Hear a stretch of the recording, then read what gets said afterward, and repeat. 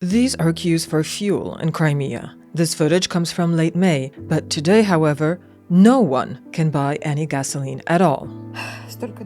There's so much different information on the internet. The only certain thing is that there is simply no gasoline available right now. You just can't buy it. The occupation authorities on the peninsula have suspended fuel sales to private individuals, and that's just one of the problems in Crimea right now. There are also power shortages. In Crimea, people walk because there's no gasoline. We walk to the city center because there's no electricity at home to charge our devices. All of this is the result of Ukrainian attacks on the peninsula's infrastructure. Even the Kremlin has acknowledged the problem. This is footage from a special meeting between Putin and his associates. As for the current situation on the fuel market, it is indeed difficult, but remains under control. Is the Kremlin really in control of the situation? On Friday, June 26, a state of emergency was declared in Crimea. But fuel shortages affect not only Crimea, they affect all of Russia. This is an unprecedented situation in Russia's history. Recently, Kyiv has intensified attacks on the road and rail connections linking mainland Russia with Crimea. The situation for Crimea's residents has deteriorated dramatically over the past few weeks, precisely because of these increasingly intense attacks on all the logistical hubs connecting Crimea with mainland Russia.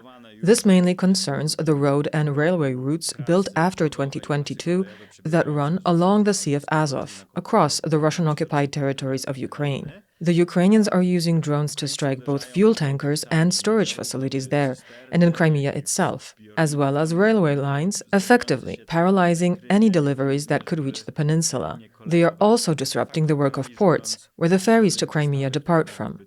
This makes it impossible for the Russians to deliver fuel to the occupied Crimean peninsula.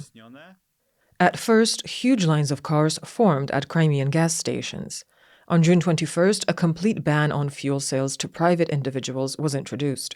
However, these are not the only problems facing Crimea's residents. Ukrainians are also attacking energy and other critical infrastructure. This has led to a situation where parts of Crimea are experiencing blackouts. Power outages have affected southwestern Crimea, as well as Sevastopol itself. This is something the Russians have not experienced in Crimea either since 2014 or since the beginning of the full-scale invasion in 2022. Additionally, limits have been introduced on the purchase of certain products. Let's take a look at how much of these we can buy. Flour, only 1 pack.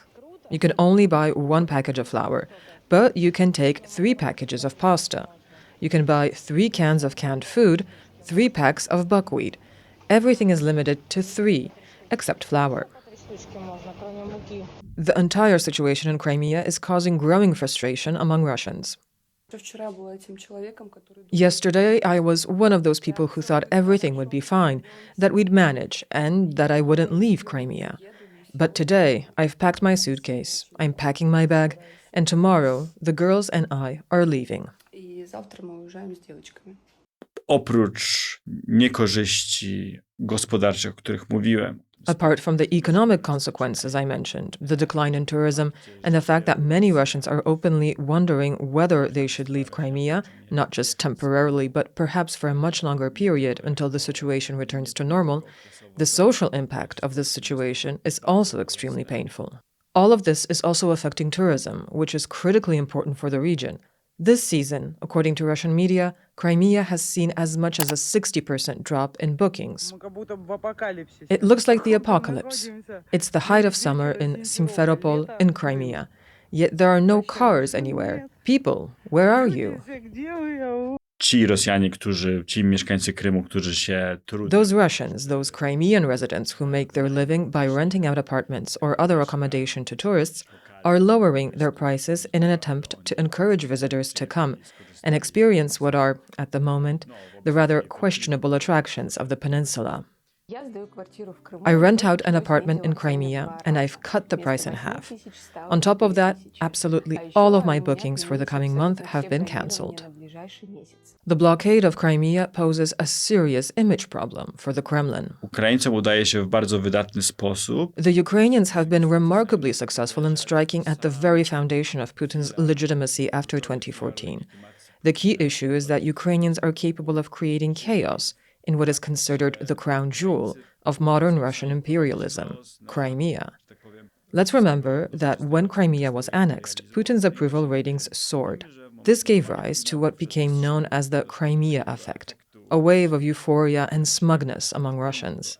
They believed in their own narrative, that Russia was reclaiming what rightfully belonged to it. Now, when Russians are being forced to leave Crimea because of the hardships they faced there, and because of the blockade imposed by Ukraine, a fundamental question arises. Is the government really capable of countering this? Is it able to protect the interests of Russians living on the peninsula? The question may well be no. This is how Ukrainians are demonstrating that the Kremlin has lost its ability to guarantee the safety of Russians, even in the occupied territories. This is therefore a powerful blow not only to the Kremlin itself, but especially to Putin's political legitimacy. It's also worth mentioning what Ukraine's objectives are. By cutting Crimea off from supplies, they hope to paralyze Russian operations in Kherson Oblast. However, according to the weekly frontline assessment of analysts from the Center for Eastern Studies, a complete blockade of supplies to Crimea should still be considered highly unlikely. We'll leave a link to the full analysis in the description. The fuel shortage is not just Crimea's problem. For quite some time now, Ukrainians have been attacking Russia's energy infrastructure. These attacks have reduced gasoline production in Russia by 25.5%. As a result, fuel shortages are now being felt across the entire country. Everyone is waiting for gasoline, and on top of the fact that there's simply no fuel at any of the gas stations nearby except one, we still don't have normal internet either. In this city, there's only a whitelisted internet. In what Russians call mainland Russia, there is no complete ban on fuel sales, like the one in Crimea, but there are serious restrictions. Fuel shortages have become so severe that a website has been created where Russians inform one another about fuel availability at different gas stations.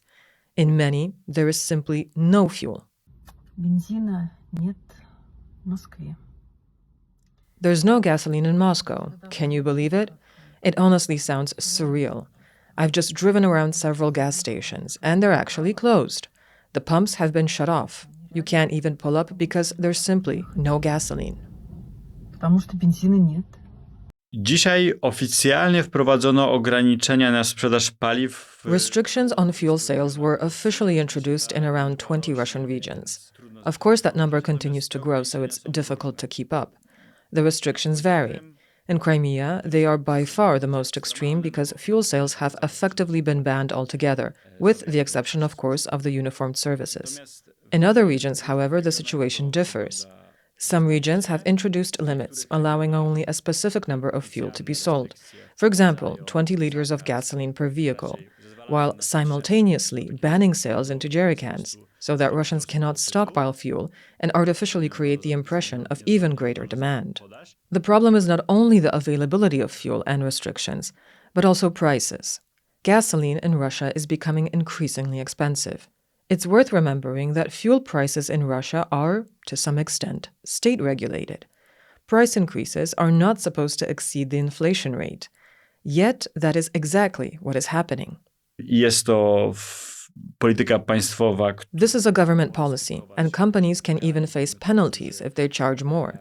However, as fuel becomes increasingly unavailable on the Russian commodities market, some gas stations are simply forced to raise their prices, even beyond the inflation rate, just to remain profitable and avoid selling fuel at a loss. Indeed, with each summer, fuel prices have been rising at Russian gas stations. However, the situation we are witnessing now is unprecedented. Ten nacisk. The scale of the Ukrainian attacks on Russia's refineries has exceeded even the boldest expectations. The pace of these attacks, the number of drones entering Russian airspace, and the frequency with which they strike refineries have reached such a level that repair work on many facilities can no longer be carried out. All of this has severely disrupted the fuel market. The Russian authorities can try to patch the situation through regulatory measures. For example, by lowering fuel emission standards so that more high-sulfur fuel can be produced. They can manually redirect fuel supplies from one region to another. They can impose tighter restrictions on exchanges so that fuel goes directly to wholesalers and then to retailers, rather than traders. But none of these measures solves the underlying systemic problem, namely the continuing pressure created by external attacks, which are themselves a consequence of the full-scale war launched by the Kremlin in 2022. The pro-Putin media are downplaying the issue. For the most part, they either ignore it completely or, as in this report, accuse journalists of sensationalizing the story. To, co jest ciekawe, to jest to, że What's interesting is that, from the perspective of official propaganda, the Russian authorities seem unable to present this situation in a way that could be convincingly sold to the broader public. Many of the attacks taking place inside Russia, whether on Voronezh, Moscow, or occupied Crimea, are largely omitted from Russian propaganda coverage. Of course, Putin can claim that these attacks are a sign of Ukrainian desperation, proof that Ukraine is failing elsewhere on the front. However, if you put yourself in the shoes of an ordinary Russian and compare what the authorities are saying with what you actually see around you, it creates a clear cognitive dissonance. People may begin to draw the conclusion that the Kremlin is no longer the guarantor of their security, not just in an abstract sense, but also of their physical safety, nor is it guaranteeing that their basic needs, such as access to electricity or fuel, are being met. Thank you for watching. If you enjoyed this video, take a look at our other stories about Russia on screen now, and don't forget to subscribe.